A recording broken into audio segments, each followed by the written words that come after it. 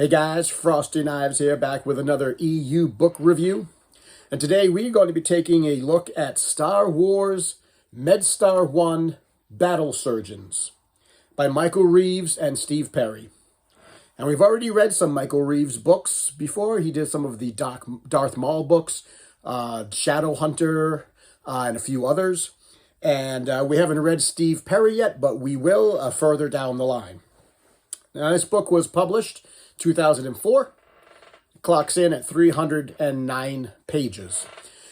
And this concerns is about a medical mobile unit on the planet Drongar. So Drongar is a sort of a backwater world that doesn't really get a lot of attention, and the Republic and the Separatists are fighting over it.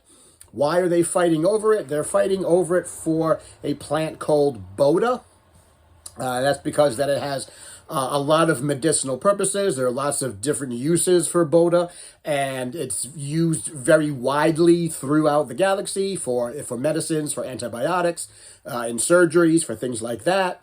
And so the idea is that both sides are trying to fight over who gets to control the bota, because whoever gets to control it, can make a lot of money and do a lot of things with it. And of course, the Republic is trying to keep the Separatists away from that. So that's why they're on Drongar.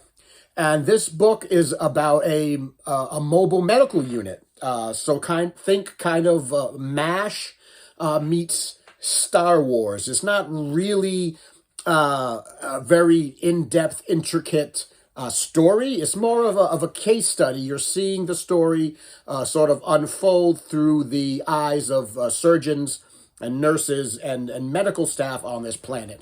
And there's a variety of surgeons and doctors on the planet. Jos Fondar is the chief surgeon. And then there's Zan Vant, I think his name might be. I might be wrong on that. He's another surgeon. He is a Zabrak. There's another one called Tolk. That's her name. There's a lot of different sort of physicians and surgeons on this planet, and it's basically their job to patch up, if they can, the clone troopers that come into them, patch them up, save their lives if they can, and send them out back to the battlefield. There is also a war correspondent on the planet. It's a Celestin. His name is Den Dur. And it's his job to sort of be boots on the ground, doing stories about the war from a first-hand perspective, from the front lines.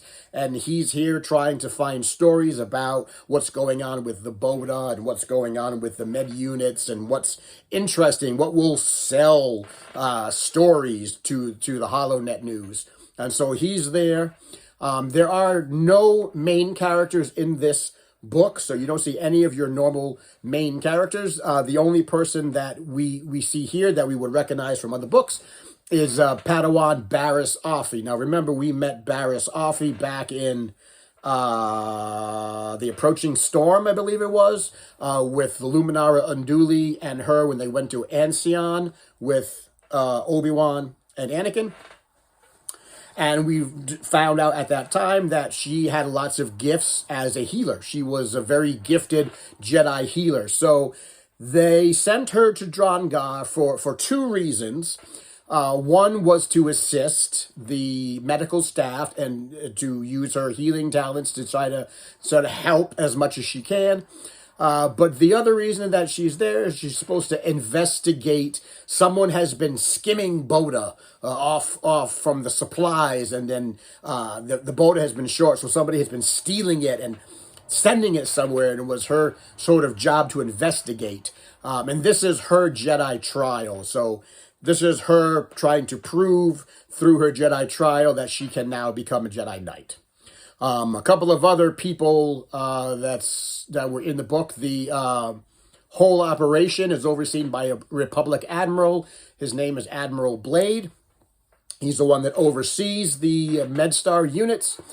And the quartermaster of the whole operation is a Hutt named Philba the Hutt. Now, I was not aware that Hutts were in any way, shape, or form serving in the Republic. So It was a little surprising to me to see that they had a Hutt as a quartermaster for this medical unit. Because they're not known to be team players or, they're not affiliated with the Republic. So I thought that was an odd choice to have a Hutt there. And so that's basically the story, the where the missing bota, who is skimming the bota. That's a very sort of loosey-goosey type story. The story is really focused on seeing the war through the eyes of a medical unit. So it's almost like a case study. You're getting to see how each of these surgeons and Padawan and all these people, how they view the war. And you get to really sort of look at how how surgeries, medical supplies, and how all of this stuff is handled on the front line. So I spend a lot of time talking about, how the operation is set up. They spend a lot of time talking about how triage is done and how they have different bed levels for different peoples of survival levels. And basically they're going through the sort of day-to-day functioning of a med unit and how that wears on them both physically and mentally and emotionally. They're basically in the middle of a swamp on this sort of not important world, battling, trying to patch people up because they're battling over a plan, and how some people, they feel that, that wears them down, and there's a lot of that going on. So it was a very interesting take on a Star Wars story. We don't normally see this type of story through the lens of sort of the ancillary players. And this time we're seeing what war looks like through the people whose jobs it is to patch up the soldiers and to send them back out into the war. And how it feels futile, and how it feels just like a revolving door of bodies. And they come in, they patch them up, they send them out, and that's day in and day out. And they sometimes they see the same faces over and over again. And a lot of them don't make it. A lot of the clone troopers don't make it. So it was a really interesting story. It was light on the action and light on sort of the substance of the story, but it was more heavy on the philosophy of the story and how these medical units do their jobs and how they get by and what do they do for self-care. Is there even anything they can do for self-care? And they're doing their jobs and the toll that it takes on them. There are a couple of things that happen in the book, a very few things that happen to some of the characters. I'm not going to spoil what happens in case you really want to read the book. But overall, that was this story in a nutshell. I thought it was an interesting story. It was a very easy read, very fast read. I think I read it in 5-6 days. Wasn't too terrible to read. It went along at a very brisk pace. It was very well written, and I do appreciate that we're getting to see the Clone Wars through a different perspective from some of the side players, the ancillary players. I do like that there are no major players in this, no Obi-Wans or Anakins or anything like that. It's just a story of an out-of-the-way med unit and how they survive. And I thought that was interesting. And I wound up giving it a 3 on Goodreads. I don't think that it was a particularly terrible book, and I don't think it was one of the better books, but it was still enjoyable for what it was, and I did enjoy reading it. It was nice to see Barriss Offee again. And the other person that does wind up showing up in this book is I-5. If you remember, I-5, back in one of Reeves' older books, after Lorne Pavan died, I-5 was given to one of his people that he knew, one of his business partners, or one of the people that he knew. And so that's kind of where I-5 sort of left the story, and now he shows up here on this planet. He's got medical programming, and he doesn't remember a lot. He hasn't been mind wiped, because he was never mind wiped, but there are gaps in his memory, so he doesn't know what happened to Lorne. He doesn't know that Lorne actually died. He doesn't know what happened to Dasha Asant. Remember her, the Jedi, with Darth Maul. He doesn't really remember Darth Maul, but he remembers things were going on. And he doesn't remember how he got to where he is. So he has these blanks in his journey that he's trying to reconstruct and see where he is at now. And I like that. I like the character of I-5, so it was nice to see him again. He's a unique droid. He's very witty. He's got dry humor. And he's a very interesting character. So it was nice to see him show up again in a book, which I'm not surprising because obviously Michael Reeves created him, so it's not surprising to see him show up again.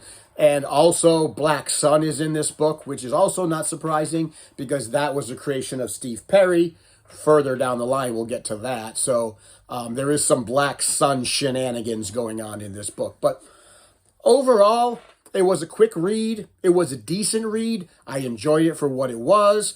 I don't think it's one of the best Clone Wars books, but it's certainly not one of the worst. I gave it a 3. I would probably read it again. And if you're into those types of stories, like about medical units and frontline medical units, if you liked like MASH type stories of how they deal with war, then you might like this book. So guys, that was my review of Star Wars MedStar 1 Battle Surgeons. I gave it a 3 on Goodreads. The next book we'll be reading is the second one in the duology, which is MedStar 2 Jedi Healer, the other end of the story. So guys, that is my review. Hope you enjoyed it. Tell me what you think about it. Did you read this book? Have you read these MedStar novels? Did you like them? Did you not like them? Did you like other Michael Reeves books or Steve Perry books? What were your thoughts on that? And as always, if you liked the video, then give it a thumbs up, give it a subscribe, tell your friends, tell your enemies, tell those people that are stuck on backwater planets that are just trying to survive. Thank you for coming to my TED Talk, and until next time, I will see you in the next video.